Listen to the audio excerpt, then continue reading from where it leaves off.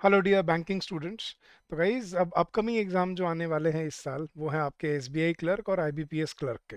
तो गाइज ये जानना बहुत ज़रूरी है जब आप इन एग्ज़ाम्स को टारगेट कर रहे हो कि इंग्लिश लैंग्वेज में कौन से टॉपिक्स हैं जिन पे कितने क्वेश्चंस आते हैं और कौन से टॉपिक्स हैं जिनको आपको टारगेट पहले करना चाहिए। तो गाइज देखो, टोटल जो आपका नंबर ऑफ क्वेश्चंस रहते हैं वो 30 रहते हैं। अब उनका ब्रेकअप क्या रहता है ये आप समझ जाएंगे एक बार, तो आप अपनी स्ट्रैटेजी बना पाएंगे कि मुझे एग्ज़ाम में किस क्वेश्चन को ज़्यादा फोकस करना है और किस क्वेश्चन को मुझे प्रायोरिटी देनी है और किसको नहीं देनी है। तो गई सबसे पहले मैं आपको टॉपिक वाइज वेटेज बताता हूँ, फिर हम डिस्कस करेंगे कि आपकी स्ट्रैटेजी किस बेसिस पे बननी चाहिए। तो सबसे पहले गई सबसे बड़ा जो क्वेश्चन आता है आपके एग्जाम में वो है रीडिंग कॉम्प्रिहेंशन, जिसपे 8 से 10 क्वेश्चन रहते ही रहते हैं। इसी के अंदर आपको सिनोनिम्स और एंटोनिम्स के क्वेश्चन भी पूछे जाते हैं बोल्ड वर्ड्स करके। फिर आपके एरर डिटेक्शन आते हैं 3 से 5 के बीच में, कभी 4 आ जाते हैं, कभी 3 आ जाते हैं, कभी 5 भी आ जाते हैं। फिर पैराजम्बल्स अगर आते हैं तो 5 मार्क्स के आते हैं आपको सीधा। सिंगल फिलर्स और डबल फिलर्स देखने को मिलते हैं 4 से 5 क्वेश्चन।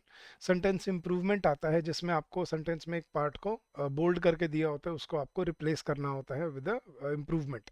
तो उसमें 2 से 4 क्वेश्चन आ जाते हैं। वर्ड स्वॉप या सेंटेंस रीअरेंजमेंट, अब ये होता है जब एक सेंटेंस को 4 पार्ट में ब्रेक किया हुआ है या एक सेंटेंस में 4 वर्ड बोल्ड करके दिए हुए हैं और उनको आपको स्वॉप करना है। ऐसे 3 से 5 क्वेश्चन आ जाते हैं। फ्रेज रिप्लेसमेंट के क्वेश्चन आ जाते हैं कभी कभी 3 से 4। क्लोज टेस्ट अगर आता है तो गाइज 5 मार्क्स का ही आता है, उससे कम आता नहीं है वो। सेंटेंस रीअरेंजमेंट अगर आपको आता है, सेंटेंस को 4 पार्ट में ब्रेक किया हुआ है या 4 सेंटेंसेस दिए हुए हैं आपको और उनको आपको रीशफल करना है, उसके 4 से 5 क्वेश्चन आ जाते हैं। वर्ड यूजेज पे आपको एक वर्ड बोल्ड करके दिया हुआ है और उसको उसके नीचे उसको 3 सेंटेंसेस में यूज़ किया हुआ है। आपको बताना होता है किस सेंटेंस में उसको ठीक यूज़ किया है, किस में गलत यूज़ किया है। उसके 1 से 2 क्वेश्चन आ जाते हैं। और मैच द कॉलम या करेक्ट सेंटेंस बेस्ड क्वेश्चन आपको 1 से 2 देखने को मिलते हैं।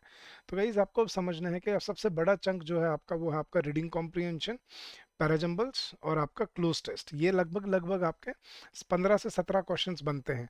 तो अगर 30 में से 15 से 17 क्वेश्चन ये बनते हैं तो this is an important chunk. But क्या हमें एग्जाम में पहले करना चाहिए? नहीं, पहले छोटे क्वेश्चन करो, जैसे एरर डिटेक्शन हो गया, सिंगल फिलर हो गया, वर्ड स्वैप हो गया, ये आराम से हो जाते हैं 5-7 मिनट में। तो पहले इन क्वेश्चन को टारगेट करो और फिर जो टाइम बचे आराम से फिर अपने बड़े क्वेश्चंस की तरफ बढ़ो। तो ये है गाइज आपके SBI clerk or IBPS clerk की topic wise weightage, and I hope this will help you in your preparation and in your journey ahead. So all the very best, keep up the good work and happy learning to all of you.